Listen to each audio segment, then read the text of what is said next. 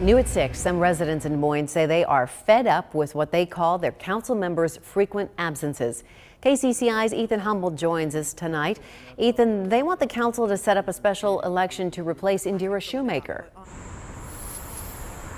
Stacey, it's been nearly 5 months since Shoemaker last attended a city council meeting, and 5 of the people she serves are now bringing their frustrations to the council. The anger of some Des Moines Ward 1 residents is boiling over. The situation is frustrating. I think she should go ahead and resign, or they should remove her. They are talking about Indira Shoemaker, the city council representative of Ward 1. Now, 5 Northwest Des Moines residents have elevated their concerns.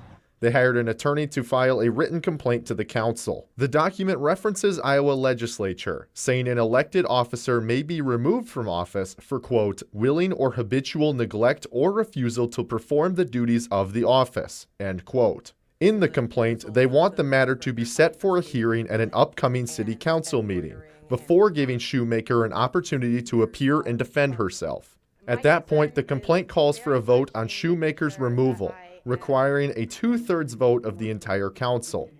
The people who signed the petition want it done by November 7th, so the city can set an election for her replacement. Some residents we heard from in Ward 1 share the concerns of the people who signed the complaint. I really feel like if somebody's elected to do something and they took the time to run, they should do what they were elected to do. The complaint comes largely because despite her nearly 5-month-long absence, Shoemaker continues to receive a large number of payments and benefits from the city.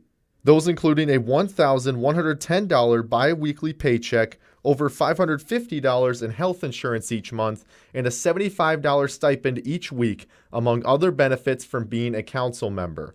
But one message from the people being served by Shoemaker is clear. It's just common sense. Go to work, get paid. Don't go to work, don't get paid. Correct?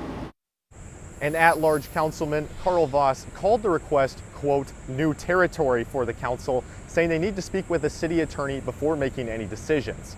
Now, I reached out to Shoemaker earlier today and have not received any response to any of those requests, and the council and Shoemaker have not had any correspondence since she last attended a meeting in March. At City Hall, Ethan Humble, KCCI 8 News, Iowa's news leader.